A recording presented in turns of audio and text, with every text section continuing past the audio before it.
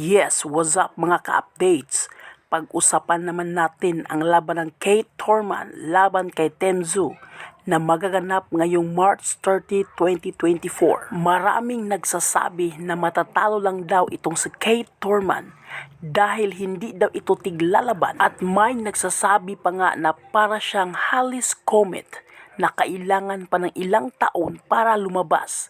Kagaya niya, ilang taon na ang nakalipas at ngayon lang siya lumabang muli. Kung ating natatandaan ay noong 2019 pa siya lumaban, noong natalo siya ni Manny Pacquiao, at nasundan noong 2022 laban kay Mario Barrios at nanalo siya via unanimous decision. So kung ating naobserbahan ay tigdadalawa o tigtatatlong taon siya bago lumaban.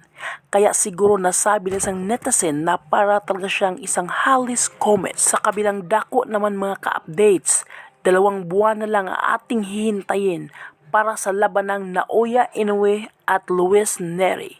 So talagang inaabangan ng marami ang labanang ito. Pero sa paghihintay na ito mga ka-updates ay may binabantayan lalo na sa timbangan ng dalawa ating napag-alaman mga ka-updates na itong si Luis Nery ay sumasablay ito lalo na sa kanyang timbang. 2 beses itong sumablay sa timbang sa kanyang laban sa Japan. So ang kampo ni Naoya Inoue ay hindi daw magdadalawang isip na ikansila ang laban kung mangyayari ulit ang ganito sa paglagpas ng timbang ni Luis Nery. So hanggang dito lang po mga ka-updates. Sana wag mong kalimutang i-like, comment, and subscribe. Maraming salamat po.